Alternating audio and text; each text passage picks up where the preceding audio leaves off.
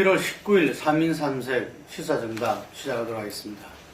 오늘은 새누리당 공천정쟁과 그리고 그 새정치연합의 문안박연대 그리고 선거구 협정 문제, 또 한편으로는 지난 11월 14일 날 집회가 격렬했죠. 그 부분에서 제기된 공권력 가행대 폭력시 부분을 살펴보겠습니다. 먼저 새누리당 공천전쟁입니다. 진방 논쟁 지난번에도 이야기했는데, 진실한 사람 선택해달라 발언이 화두가 돼서 내년 총선에서 거의 청와대와 박근혜 대통령의 그 선거다, 이런 이야기가 나올 정도입니다. 지금 어떻게 진행되고 있습니까?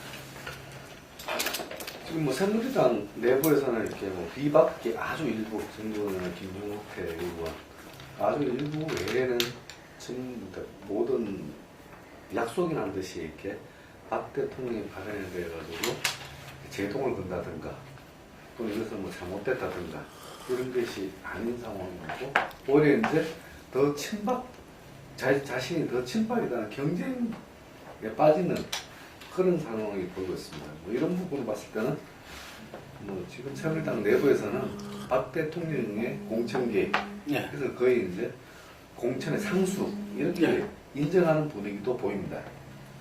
예, 근데 한편으로 생각을 하면 지금 대통령이 그렇게 이야기한 뒤에 직접적으로 그 발언에 대해서 지금 반박을 하거나 또 반론을 터지지 않는다 하더라도 상당히 부적절하다, 내지는 너무 노골적인 총선 개입 의사를 밝힌 거 아니야, 이런 거는 이제 보수 조중동에서도 이야기를 하고 그런 이야기들이 이제 나오고 있습니다. 나오고 있고, 아마 조금 더 구체적으로 지금 그게 이제 좀 약간 주춤한 것은 일부 이제 강요들이 총선 출마를 하기 위해서 자리를 내놓고 나오려고 하는 것을 제동을 그런 상태이기 때문에 구체적으로 이제 지금 사람들 움직임이 안 보이기 때문에 조금 주춤한 측면도 있고, 그 다음에 또 이제 실질적으로 지금 이렇게 하기는 여전히 이제 외적 상황 자체가 당내 이 투쟁으로 들어가기에는 조금 적절하지 않기 때문에 그런 상황도 있는 거 아닌가 싶지만, 조금 더 시간이 가면 이 부분은 역시 또 내부 갈등 요인으로 작용하지 않겠나, 이렇게 생각합니다. 큰 틀에서는 이전부터 저희들이 이야기를 했지만, 김무성 당대표, 비박계의 대표죠. 근데 김무성 당대표와 청와대, 박근혜 대통령이 타협했다 하는 부분들이 청와대뿐만 아니라 여의도 당 주변에서도 계속 후문이 끊이지 않지 않습니까? 예. 크게 봐서 이렇게 좀 타협했다, 꼭 봐야 되지 않겠어요? 대통령이, 현재 권력 대통령이 권력을 무시한다는 것은 김무성 대표로서는 거의 없다고 봐야 하기 때문에 대통령이 이러한 어떤 공천과 관련해가지고 이러이러한 요구를 한다든가 하는 부분들을 거부할 수는 어렵다, 이런 객관적인 판단이 서기 때문에 그런 말도 나올 수밖에 없습니다. 예, 그러니까 역대 이 정부에서도 말년참은 모르겠지만 그렇지 않는 상태에서 총선에서 여러 형태, 여러 수준이지만 어쨌든 집권 여당의 공천에 당 대표하고 뭔가 그거는 다 있어 왔죠, 실제로. 현재 공천룰 설정에서 가지고 10월 초에는 아마 공천을 특별기구를 꾸리자고 그때 이야기가 됐었고, 의총에서 그러죠. 그러다가 위원장 문제 때문에 연기되다가 지금 유야무야 돼 있는데, 근데 김 대표 측에서는 또 공천관리위원회에서 논의해야 된다, 지금 이런 입장으로 나눠져 있는 걸로 알고 있는데. 예, 그렇습니다. 이거 어떻게 정리될 것 같아요? 그래서 이게 이제 공천관리위원회에서 공천룰을 논의하자거나, 전에도 공천룰 특별기구 해가지고 처음에는 친박에 누구 몇몇 사람이 거론되다가 이제 접었는데, 지금은 이건 결국은 이제 공천관리위원회로 가게 되면 현재 당직의 변화가 없다는 걸 전제를 한다면 사무총장이 좀 정권을 쥐고 가는 거니까 어디서 논의하거나 그 자체가 큰 의미가 있다고 봐지진 않습니다. 다만 이제 여전히 아직까지도 완전한 오픈 프라이머리는 아니라 하더라도 국민에게 공천권을 그걸 하자는 명분을 쉽게 포기하기 어렵고 그걸 포기하는 순간에 아마 비박 진영 내에서 오히려 대통령을 향해서가 아니라 김무성 대표를 향해서 우리를 다 그거 하겠단 말이냐 그 제목으로 삼겠다는 이야기냐 이런 반발이 나올 수 있기 때문에 그렇게 가기도 쉽지가 않을 거고 거꾸로 이제 친박에서는 그 기존의 어떤 당헌인가요? 당규인가? 예, 그거로 그대로 가자는 입장을 고수하고 있기 때문에 이 부분에서 조금 다시 또 갈등이 있을 소지는 있다고 봐요. 그러니까 공천 특별기구는 친박이고 여기서 최고위에게서 간섭을 최고위는 김무성 대표를 제외하고는 친박이 장악을 하고 그렇죠. 그런데 공천관리위원회로 가면 이건 이제 본격 공천 작업에 들어가는 것이고 대표와 그 간사가 사무총장이 됩니다. 그렇기 때문에 김무성 대표의 입김이 확실하게 이제 작용할 수 있는 구조. 최고위원들은 좀 뒷견으로 빠지는 구조입니다. 그래서 이 부분 가지고 서청원 최고하고 김무성 대표하고 설전이 이제 며칠 전에 있었던 그 배경인 것 같습니다. 근데 새누리당은 현재 두 가지 공천 룰, 그래서 경선 룰 부분과 다음에 전략 공천 목설 어디까지 범위를 어떻게 할 것인가 이 두 개의 문제를 가지고 갈등하고 있는데 현재 공천룰 특별기구가 이 두 개를 다 다룰 수 있다고 보는 게 친박계의 입장인 것 같습니다. 그러니까 현재 있는 게 이제 우선 공천이라는 용어로 되어 예. 있죠. 그래서 뭐 여성하고 소수자 예. 이래 되어 있지만 이 부분을 뭐 전략 공천으로 활용할 수 있다. 예. 그 해석이고 현재 당원 당규상은 이 당원대 일반 시민 비율이 5대5잖아요. 예. 그러니까 큰 틀에서는 이 두 가지를 이렇게 김무성 대표도 오케이 했다. 내부적으로는. 예. 그때 이제 그 타협했다는 게 이제 대외적인 부분에서는 뭐 안심번호라든지 뭐 이런 부분을 주지만 실제 내용적으로는 이걸 타협을 했다. 막 그러면서 어쨌든 대통령의 어떤 이 부분들을 갖다가 커버하고 실질적으로는 뭐 총선 이유를 보자 뭐 이런 식으로 이야기했다는 건데 하여간에 경선 룰에 가서 친박의 그 5대5 요구가 뭐 당은 당규대로 가면 이렇게 가는 거 아닙니까? 예. 그래서 비박은 일반 시민 비율을 70% 높이자는 건데 지금 새정치연합이 혁신위안이 통과된 게 안심번호 됐을 때 국민 경선으로 가고 예. 아닐 경우에 7대3인 거죠. 그렇죠. 예, 그래서 보통 보면은 마지막 가면 비슷해지는 경우가 있거든요. 이 여야 간의 이런 비율이라든지 이런 것들이. 그런데 현재는 당헌 당규상 5대5로 되어 있는 겁니다. 그죠? 현재로서는 이렇게 친박으로서는 이렇게 대통령의 뜻이 대통령의 워딩이 나오면은 가장 잘 발언하는 분들이 이렇게 당원들이니까 당원 비율이 높아야지 친박계 인사들이 경선보다 유리하지 않겠느냐 이렇게 보는 것 같습니다. 아까 처음에 이제 말씀할 때 TK, PK 강남에 대해서 어쨌든 청와대 박근혜 대통령이 확실히 지금 뭐 챙기려고 한다 이런 이야기가 많다고 그랬는데 구체적으로 지금 이제 그 정부나 청와대 인사들이 사퇴하고 어쨌든 이 지역으로 이렇게 이 출신들이 지금 제법 있는 거죠. 예, 맞습니다. 이제 지금 뭐 대부분 다가 이렇게 현재로서는 이렇게 TK와 TK 쪽에 주로 몰려 있는 상황입니다. 정종석 장관이라든가 뭐 많은 인사들이 그러다 보니까 뭐 현재 청와대 분위기 또는 이제 새누리당 분위기는 유승민계 특히 이제 박 대통령이 배신의 정치라고 찍었던 유승민계는 어렵지 않겠느냐 뭐 이런 이제 것이 거의 대세로 굳어가는 분위기 같습니다. 이 부분에 대해서 조정동이 좀 이렇게 비판하고 있다는 거죠. 조정동이 그 부분도 그렇지만은 지나치게 대통령이 이 노골적인 선거개혁 의사를 드러내는 그런 부분에 대해서 좀 비판적이고 그다음에 이제 좀 너무 많은 포션을 먹으려고 한다. 이제 지금 대통령이 근데 그게 이제 그런 걸 좀 우려하는 거 아닌가 싶습니다. 이렇게 과욕을 부리다가는 이게 오만으로 비춰갖고 역풍이 불 수 있다. 이런 걸 좀 우려하는 것 같아요. 특히나 이제 지금 홍문종 소위 말해서 개헌 발언 그런 문제라든가 뭐 이런 것들이 겹치면서 상당히 좀 자칫 이게 오늘 또 이제 김무성 대표 같은 경우에 총선에서 180석 자신한다 뭐 이런 이야기를 했는데 이것들이 이제 누적이 돼가면서 굉장히 좀 여건이 지금 오만하게 야권이 지리멸렬하는 걸 반사적으로 자기들이 그거 해가지고 이 하나도 이제 어떤 전국 상황에서 양보를 하지 않으면서 독주하고 오만하게 밀고 가는 그런 역풍을 일으킬 수 있다 이런 걸 조금 경계하는 게 아닌가 그렇게 봐집니다. 근데 지금 홍문종의 개헌론, 예. 예를 들면은 안경문 대통령의 친박 총리론 뭐 이런 부분들이 이렇게 혼자만이 아니라 여러 군데서 좀 이렇게 나왔어요. 그래서 친박 내부에서 상당히 조금 논의는 됐던 거 아니냐 이런 이야기들이 있는데 그건 어떻게 보십니까? 아마 됐을 걸로 다들 판단하는데 그 부분이 이제 충청권 여론에 굉장히 이제 악재가 되고 있다고 판단하는 것 같습니다. 아, 악재. 예. 예. 한 총장을 그냥 이렇게 허수아비 대통령으로 만드는 거 아니냐. 뭐 이런 어떤 반대 정서를 나왔다 이렇게 나오는.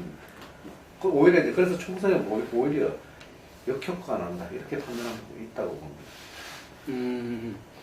그래서 뭐 이렇게 일찌감치 지금 걷어들이는 모양이죠. 예. 하여간에 김무성 당대표가 180석 이상, 그러니까 개헌을 갖다가 하는 200석은 이야기는 안 했네요. 그 반면에 지금 그 새정치연합은 이 73석, 예? 라는 그 문건이 나와가지고 지금 당 지도부에서 조사를 하기 위해서 음주문의 하겠다. 이런 정도로 현재 그 위기론이 휩쓸리면서 문재인 대표는 지금 그 호남에 내려가서 문안박연대, 특히 그 안철수와 이 공동지도부를 갖다가 제안했죠. 예. 안철수가 뭐 좀 더 이렇게 이 당을 고민하는 사람들 이야기해 보겠다. 적당은 피했습니다. 예, 이제 안철수 입장에서 이 부분을 만약에 안 받겠다고 지금 해버리게 되면 네. 본인도 이제 야권 내에서 더 이상 어떤 저거 하기는 그 새정치연합을 기반으로 해갖고 뭘 도모하기는 굉장히 어려워지는 상황이라고 봐야 될 것 같습니다. 왜냐하면 지금 크게 봐서 이제 그 야권이 지금 문재인을 지지하는 친노 세력하고 그다음에 안철수 지지 부분이 있고 그다음에 이제 또 박원순 이렇게 나뉘어져 있는 부분이 있는데 안철수가 자기 지지하는 세력만 가지고 뭘 도모할 수 있다고 보기에는 이전보다는 너무나 지금 세력이 약화되어 있고 그런 점에서는 그러면 그렇게 갔을 때 비주류 전체가 안철수를 옹립하고 뭔가 제가 해주겠는가 그건 또 기대하기 어렵다 그렇게 봐지기 때문에 지금은 문재인이 내민 손을 안 잡을 수도 없고 잡기에는 그동안 이야기해왔던 거나 이런 부분에서 상당히 또 뭐 일관성이나 어떤 그런 뭐 제대로 관찰한 게 있느냐 이런 문제가 보이기 때문에 조금 더 시간을 두겠다는 거고 오늘 문재인과 이제 박원순이 만나가지고 안철수가 이야기한 당 핵심 방안에 대해서 적극적으로 우리가 저걸 해야 된다고 이야기한 거는 조금 더 안철수한테 명분을 주면서 안철수가 받을 수 있도록 명분을 살려주는 그런 거 아닌가 그렇게 봐집니다. 비노 부분에서는 안철수가 받기 어려울 것이다. 이런 멘트가 벌써 나왔던데 금방 말씀대로 안철수 의원은 여러 가지상 이렇게 바로 받기는 그렇지만 이걸 갖다가 또 거부하는 것은 이후 본인의 어떤 행보에 새정치연합 내에서 행보에는 상당히 좀 이렇게 어려움이 있을 것이다 이렇게 예측했을 때 많은 사람들은 안 받을 것이다 이렇게 예측을 하는데 뭐 저희 같은 경우도 본부장이 지금 지적대로 안철수가 안 받기도 곤란할 거다고 생각을 하는데 어떻게 보십니까? 이게 지금까지 이제 안철수 의원이 이렇게 요구했던 혁신 부분들에서 이렇게 뭐 낡은 진보 청사는 다소 이렇게 이 정통성 문제가 걸려있기 때문에 민주당이라든가 그거는 이렇게 뭐 서로가 입장 조율을 한 과정 본다 본다면 혁신이라고 말하는 기본적으로 사람을 바꾸는 문제에서 안철수 의원이 자기가 가진 그림을 보여주기 위해서는 참여하는 것이 맞다고 보거든요. 정상적이라면은. 근데 이걸 거부한다면은 어렵지 않겠느냐. 이런 부분들, 그렇게는 생각이 듭니다. 그리고 이제 오늘 아마 오늘 내일 중에 저게 또 발표가 된다고 합니다. 이제 그동안 핵심에서 논의했던 것 중에 당무감사원이라는 걸 만들어요. 당무감사원이라는 걸 만들어가지고 지금 제가 알고 있기로는 당무감사원장에 전 감사원 사무총장 했던 김조원이라고 있습니다. 김조원 사무총장이 그 참여정부 때 감사원 사무총장 하다가 진주 내려가서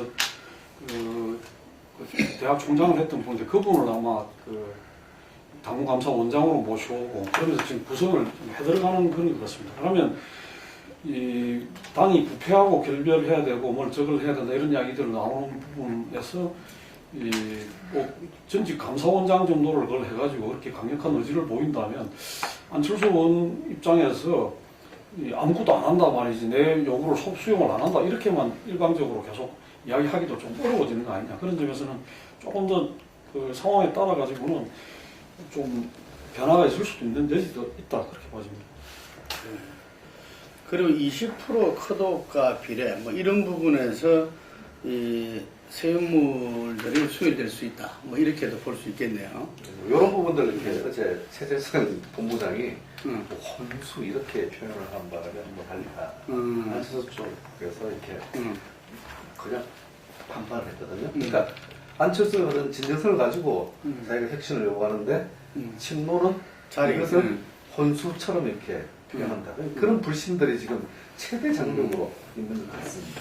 그러니까 자기 정치적인 어떤 여러 가지 앞으로의 그 비전과 행보에 따라 결정할 수밖에 없지. 이번에 그것이 문재인 대표와 이 친노를 다시 신뢰하게 돼서 뭐 어떤 동참은 어려울 것 같아요.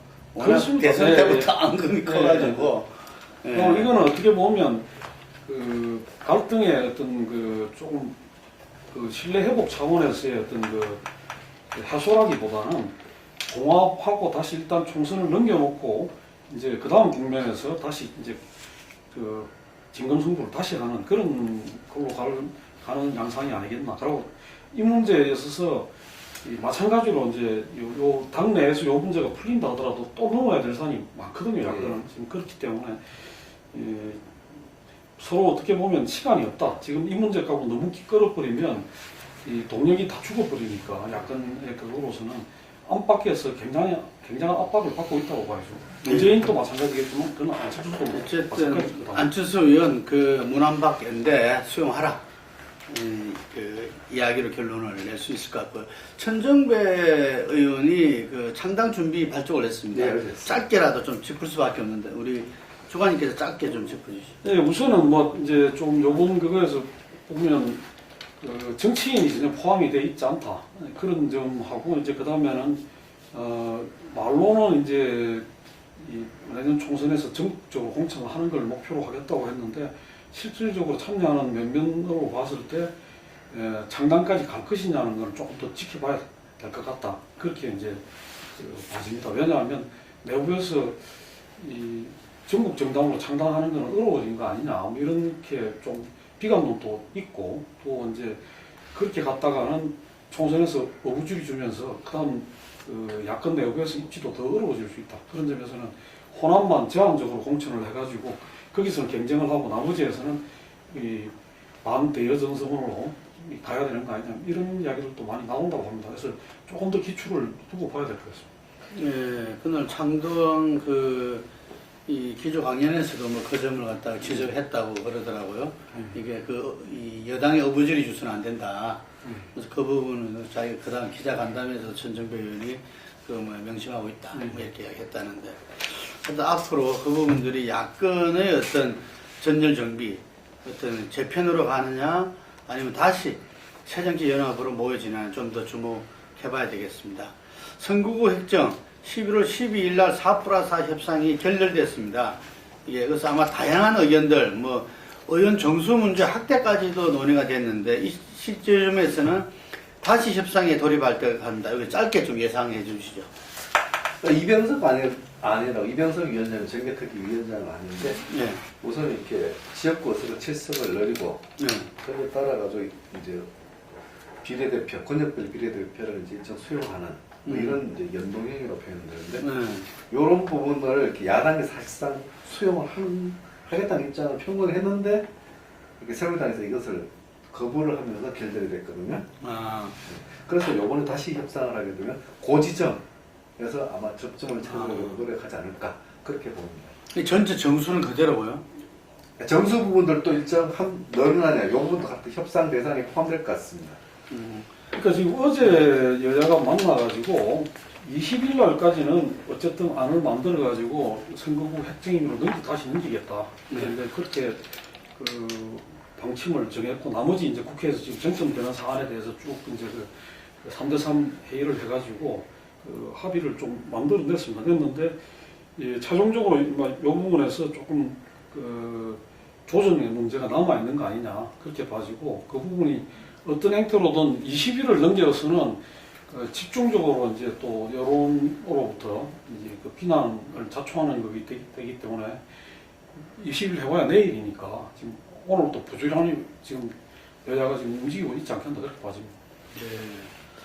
그리고 지난 그 14일 날 토요일이죠. 지난 토요일 날 이 집회에서 이 공권력 가해이냐 폭력 시위냐 이게 그 한 분이 물대포를 해가지고 지금 사경을 헤매고 계시죠. 네, 네. 네. 그러니까 지금 그날 집회가 이제 그 아주 여러 군데에서 동시다발적으로 열렸다 최종적으로 이제 강화문에 모이는 그런 시기였는데 원래 이제 그 민중 총궐기대회는 그 민노총 그다음에 이제 농민단체 총연맹 그다음에 또 뭐 그 여러 가지 이제 사회적 그 현안을 갖고 있는 부분들이 그 저 연대해서 원래 하기로 했던 거고 교과서 국정화 반대는 별도로 이제 그 대학로에서 열렸어요. 근데 그 시민사회나 청년 학생들이나 이런 쪽은 그쪽에 있다가 이제 저녁에 합류해 들어왔는데 강화문 일대를 완전히 차벽으로 막는 바람에 시위대가 굉장히 좀 격앙이 되고 그러면서 이제 시위 양상이 좀 격렬화되니까 이제 살수차로 방어를 했는데 그게 이제 너무 직격으로 하는 바람에 지금 백남기 씨라고 지금 아주 중태에 빠져가지고 그 상태가 지금 거의 뭐 얼마 안 남은 그런 상황인데 12월 5일날 다시 또 대규모 이제 집회를 그걸 하고 있고 여야가 이 부분을 놓고 이제 가행 진압이냐 아니면 폭력 시위냐 이걸 갖고 뭐 험악하게 지금 논쟁을 하고 있는 그런 상황입니다. 심지어 이거하고 관련해 갖고 우리가 좀 그 봐야 될 게 대테러 방지법을 이번 기회에 이제 1,000억이나 적용을 해가지고 국정원에게 그걸 줘가지고 하겠다. 이게 여당 방침이고 거기다가 또 이제 복면 방지법 이런 것도 하겠다. 그래서 여당이 원래 같으면 시위가 있어갖고 사람이 다치고 했으면 어떻든 경찰청장이 좀 사과를 하고 옛날에 그 노무현 정부 때 농민이 다치가지고 경찰청장이 물러났습니다. 물러나고 사과하고 대통령이 직접 사과를 하고 그랬던 적도 있는데 지금 이 정부는 조금 너무 이게 그한 거 아니냐. 저렇게까지 해놓고도 잘못한 게 하나도 없다. 그렇게 나가고 있으니까 조금 도가 좀 지나친 감이 있습니다. 원래 민주주의 사회에서 시위를 하는 것은 이렇게 자기 목소리를 이렇게 주변에 전달하고 그럴 목적인데 지금이 이제 차벽이라는 것은 일반 시민들이 접근하지 못할 정도로 완전히 다 막았으니까 그 막힌 사람들 입장에서는 자연스럽게 굉장히 과격해지거든요. 그런 부분에서 이게 시위가 가진 자기 의견 전달 기능 그 자체도 막아버린 경찰의 문제는 조금 심각하지 않느냐. 그리고 이제 폭력 시위 관련해서는 하도 많은 여러 단체들이 오다 보니까 그 중에 이제 일부 단체들은 굉장히 이렇게 과격하게 했던 거 그것도 이제 지적해야 될 부분인 것 같습니다. 아, 가격성은 분명히 있긴 있었다. 예. 이런 이야기네요. 예. 3.13세 오늘 여기까지 하겠습니다. 감사합니다.